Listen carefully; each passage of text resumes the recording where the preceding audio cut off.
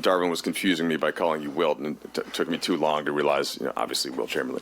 Nonetheless, AD, with LeBron out, you've talked about still playing the right way and everything, but your level of aggression on both ends and just kind of finding a way to push through things. Where has that been mindset-wise, and what has been your focus for this last stretch of basketball? Just trying to come out with a lot of energy. Just getting back to my old self.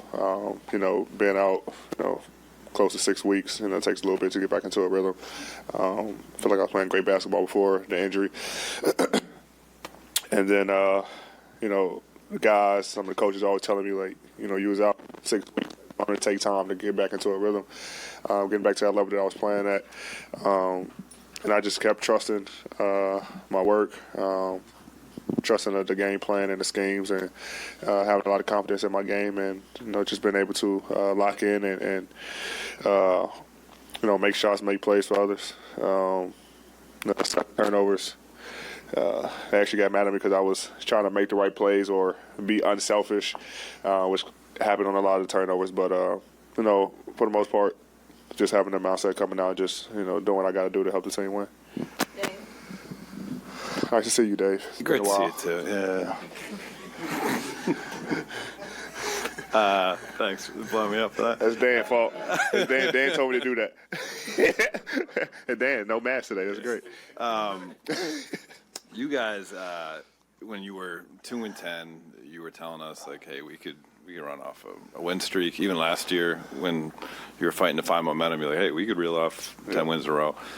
You guys are 5-2 post All-Star break against all Western Conference opponents that you're vying with for positioning in the standings. And during that stretch, LeBron goes out.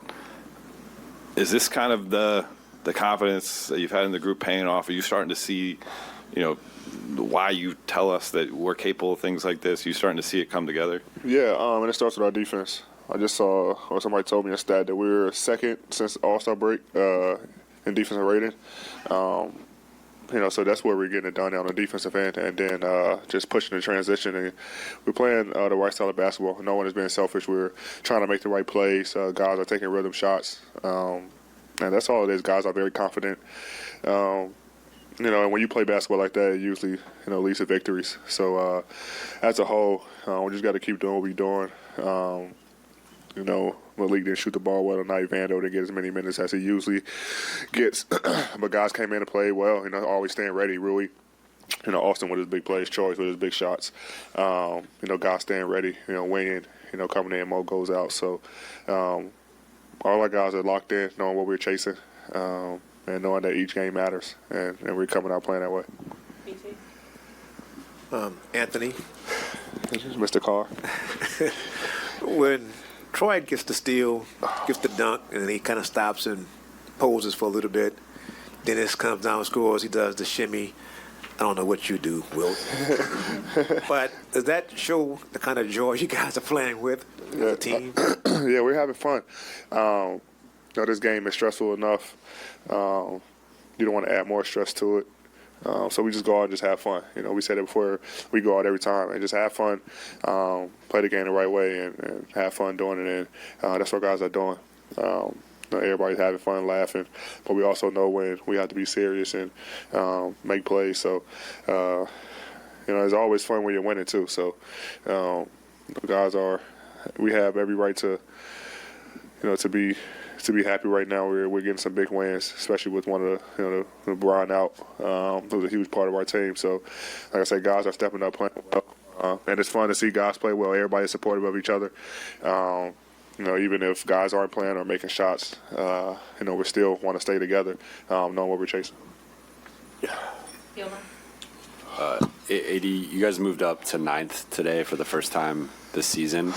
What does it mean to you when you hear that? And I guess just how gratifying is it to finally kind of be back in the top 10 in the play-in mix where you guys have been trying to get to? That's good, but we're not satisfied. We don't want to stop there. We want to be greedy, get as many wins as possible and try to, keep moving up the ladder. We still got to take care of business and do what we're supposed to do. But it feels good to, move up another spot and continue to chasing our goals, which is to not only be in the play-in, but possibly being in securing the top 6 spot. AD, I guess your nose got busted up in the second quarter. What was sort of the process of looking at that? And Lakers told us that you didn't get any stitches. Was there an option to get stitches, but you were trying to get out in the court? I was just kind of wondering what happened back there. I got 2 cuts on my nose, and that's what couldn't stop bleeding. Then obviously my nose was bleeding as well. Able to put some plug, whatever this is, in there. But it was the cut on the outside that just kept bleeding. So it did require stitches. Just had to stop the bleeding, and it took a little process to do so. Any further concern on that? No. I might want to look at that again. It looks pretty nice. The big picture, the lineage of big men in this organization runs through its entire history. How cognizant of that are you? And with Powell getting his jersey retired tonight, did you think at all at any point about your place in that list?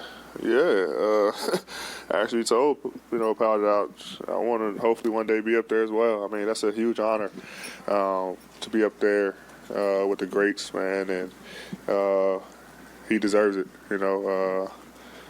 Be up there, like you say, the list of big men that came through this organization and dominated and left their mark.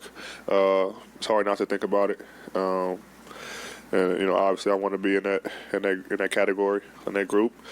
And whenever my body tells me that I'm done playing, hopefully, I'm able to come back here and have a ceremony that Powell and the rest of the big men and other former Lakers have had. So, it's truly an honor for him.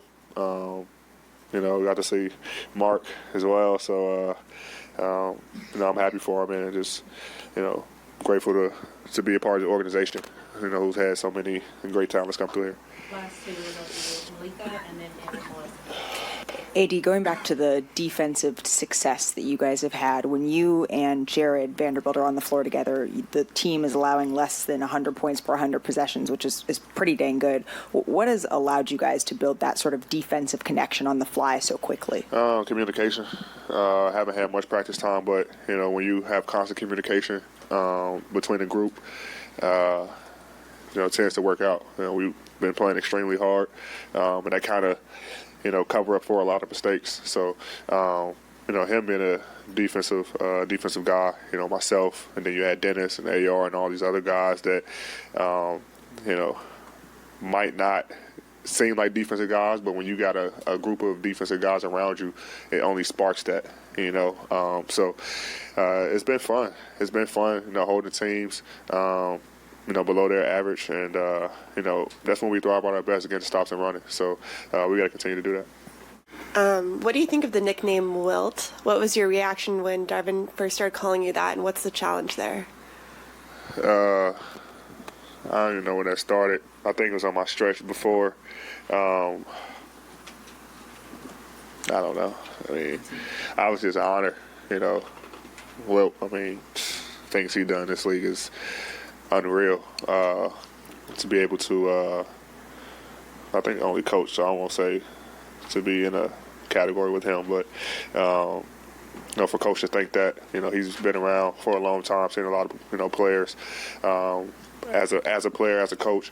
So for him to think that highly of me, obviously it's an honor.